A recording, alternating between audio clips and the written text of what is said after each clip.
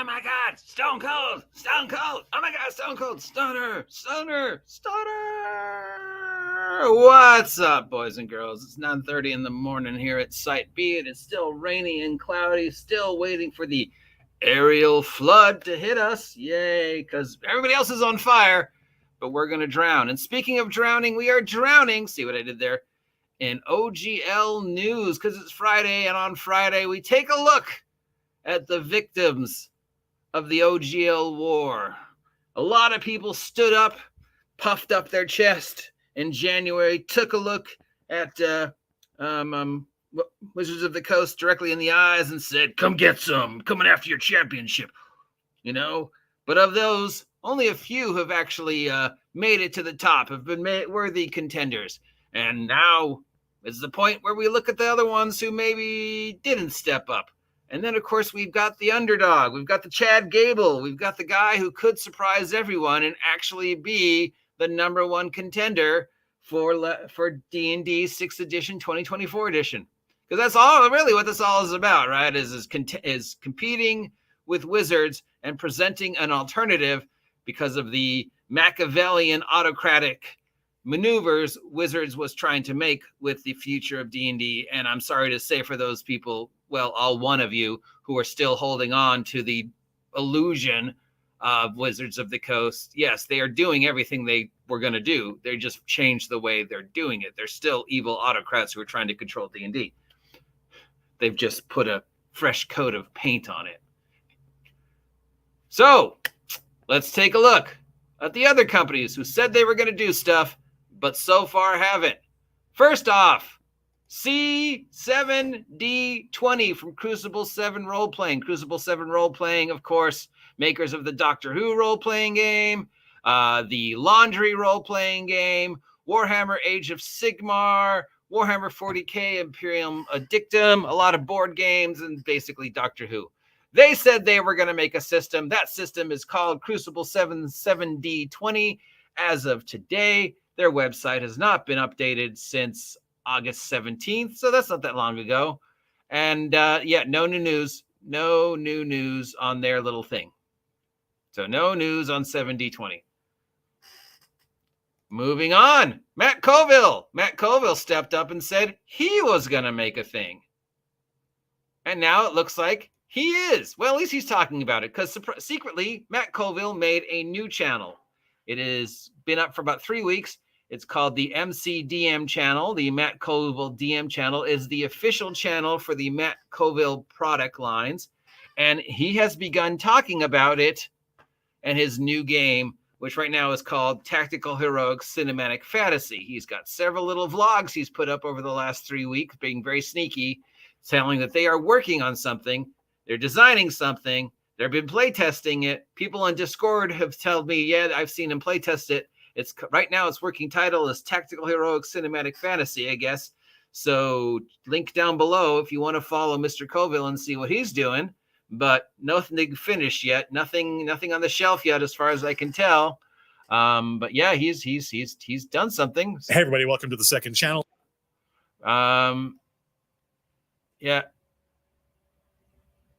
They're starting a new one, a new supplement called Where Evil Lives. It's the sequel to Flee Mortals, but other than that, no links. We've got the shop. Everything he's already made is in the chart, but nothing about anything new. But apparently he is now at least playtesting it. So he said he was going to do something, and now it looks like he's finally doing something. Moving on to Green Ronin. Definitely pushing Fantasy Age 2nd edition. They just updated again as of July 18th what they're doing with Fantasy Age 2nd edition. We know that they were working on a secret role-playing game called Shadow of the Storm Laser or something like that, or Shadow of the Laser Wizard. The name has changed. So far we know all the things it isn't. And that it's not going to be a D&D game. It's not going to be a percentile game. It's not going to be an age system game, but they're working on a secret game.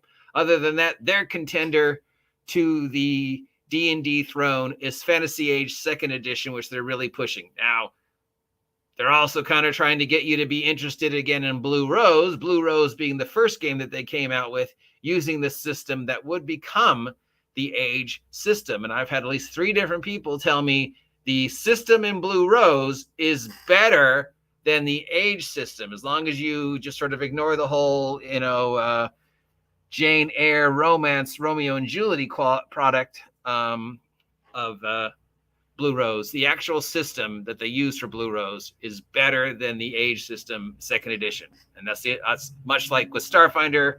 It's the system they wish that they had used for age 2nd edition instead of the system that they did. So be that as it may. Moving on to Darrington Press. Any updates since yesterday? No, none whatsoever. We still have no new news on Illuminated Worlds. We still have no new news on Daggerheart. We do have the announcement that D&D Beyond will be hosting the Tal'Dorei books as the first of their 3 third-party content on D&D Beyond, which, as I remember, was one of the many sticking points in the whole OGL fiasco of January and how Wizards was going to be treating third-party content. Well, they finally opened up the D&D Beyond section under created content, third-party content. There's a couple titles on there. They're claiming these are brand new titles we've never had before, which is an outright lie, because those titles are Dungeons & Dragons meets Rick and Morty, which they already owned and was already on D&D Beyond before. The Wildmount book and the adventure that Mercer wrote, both on the third-party content section of D&D Beyond, both claiming, oh, this is the first time we've ever had them, which again, no, you're not. You've had them before on D&D Beyond, because I used D&D Beyond a year ago to make my character for the game I was in and saw them there.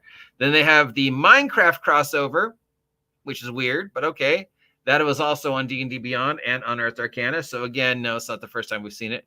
We have one of the little things that a third party made for the Giants thing. And then we've got the Tal'Dorei campaign guide that was put out by Darrington Press, as opposed to the field guide to Wildmount, which they already have. So this is the one that Darrington Press made and is now available on D&D Beyond as a third-party digital content. Now, some people are saying that this means that Critical Role is going to remain loyal to Wizards of the Coast. Campaign 4 will be D&D. They're not abandoning it. Daggerheart was a joke. Illuminated Worlds is a joke. There's no way Mercer would ever drop the Wizards of the Coast support. So some people are just saying, screw you, OGGM, screw you, OSR. Look, they're still staying loyal to Tal'Dorei.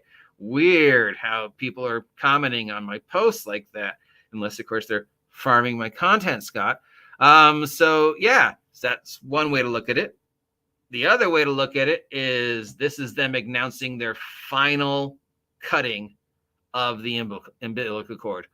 Here is the Tal'Dorei Beyond D&D Beyond book that uses D&D information. It is the final product we are going to make using D&D information. We're going to put it on D&D Beyond because we used your information to create this. It's got armor class and hit points and all that shit. Any product we make further will have no connection to D&D. It will all be under Daggerheart. So this is the last one. Take it. We don't want to be associated with it. Going forward, Daggerheart's going to be the game we push. And I just had this conversation with somebody about what I think they should do with Daggerheart in 2024. So what I think they should do is they should do live playtests of Daggerheart starting now. Once a month, once every other month, they do a 1 or 2 session Daggerheart playtest, at the end of which they ask people what they think. They keep that excitement going. All right, do that all through the remainder of 2023 and going into 2024 while they're playtesting Daggerheart. Do the same thing with Daggerheart that they're doing with Candela Obscura. Then when Daggerheart is done, ready to publish, but damn, you either A, start a completely separate campaign on the channel of playing the finished version of Daggerheart, or B, you start campaign 4 at the very end of campaign 3, the apocalypse that Mercer has been building up to. You start them with D&D characters, and through the play, they slowly transfer over to Daggerheart characters, or they quickly transfer to Daggerheart characters, but you translate them. You do the Avatar trilogy. At the beginning, they are D&D characters. By the middle, they are Daggerheart characters, and by the end, they are fully fleshed Daggerheart characters in a fully fleshed Daggerheart world. The slow transaction from D&D Tal'Dorei to Daggerheart Tal'Dorei, or a brand new world. Maybe you abandon Tal'Dorei because of its connections to D&D, and you want to say we're done. We don't want to have any connection to D&D. Take Tal'Dorei, you can have it. We've got a new world. It really doesn't matter, because whatever they do, they need the fans to follow them. As long as the fans follow them, Campaign 4 could be them using bananas and peanut butter as the system. If the thousands and thousands and thousands of Critical Role fans go, whatever they're doing, we're doing. So they're doing this new system, we're going to support that. I don't know we're not going to support Wizards of the Coast anymore. That's really all that matters. Doesn't matter what they do with it. It just needs to be D&D adjacent. Needs to be the core players that everybody is in love with doing the stuff that everybody's in love with, and then the fan base will watch them no matter what system it is, and they will support whatever system that is. So there we go. And finally, ending where we started, we've got we've got the Chad Gabbel. We've got the underdog. We've got the guy who has been there for a while now, who has been consistently putting on good matches, but really hasn't been considered for the title yet. But maybe it's time we consider. So yeah, to use a WWE reference, Chad Gabbel.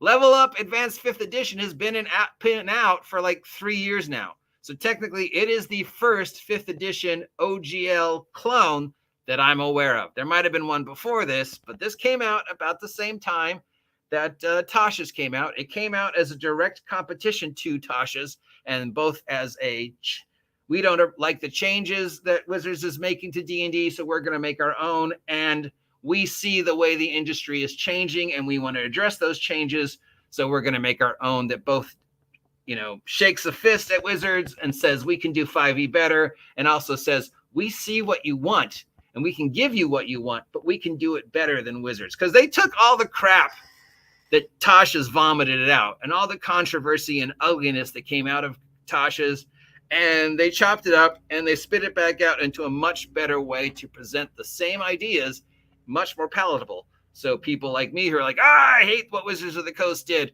are going to look at what they did and went, you know what? I'm not so upset with that. They're not trying to force any politics on me. They haven't, done any, I hate you, play my game or die bullshit. They're just like, hey, we made an alternative. Here it is. We're going to support it. We're going to talk about it. But, it's up to you whether you buy it or not. And yeah, so Level Up 5e from EM Publishing could be the Chad Gabbel of the OGL 5e Warriors. I think this is the underdog. This is the secret number one contender, because all they have to do is keep doing the exact same thing they're doing now, consistently good stuff every week, consistently good product every week. And then when everybody else kind of falls short, with the exception of maybe Daggerheart, in 2024, these guys are already in place, and they could easily step up and go, it's my turn at the title. And then wham, bam, suplex, ankle lock.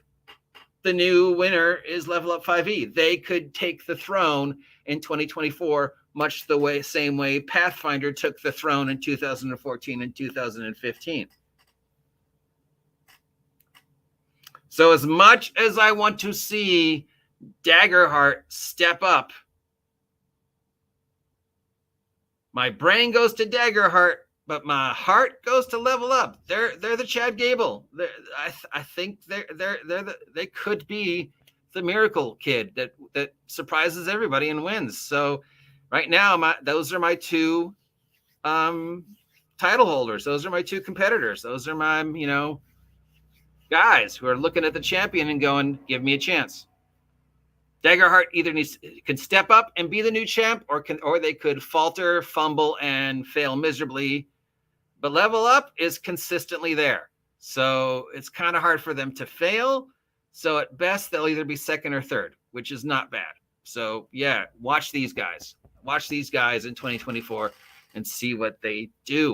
And I think you'll hear me talk about them a lot more. Not that I don't talk about them every week, but with the playtest coming up for their beginners box set and me being asked to be part of it, no surprise there, we should see. So what do you think? Where do you stand as 10 months into the OGL Wars? We have one very significant winner that came out of it, Kelsey Dion with Shadowdark. We've got a lot of contenders who are watching to see who are going to step up and be the Chad Gabbel or the #1 contender for the throne of 2024 D&D, depending upon how many mistakes Wizards of the Coast makes in 2024 with 6th edition. So there you go. I'm tossing it out there. Let me know what you think. If you're farming my content, Scott and Condor, at least give me credit.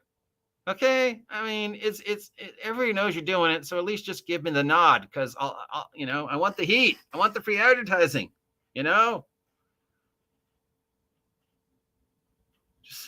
And for the rest of you, who is your Chad Gabbel? Who's your underdog? Who's your winner for the 2024 D&D title when Wizards of the Coast drops the ball? Do you know who Chad Gabbel is? Just going to leave that there. Who the fuck is Chad Gabbel? Talk to you later.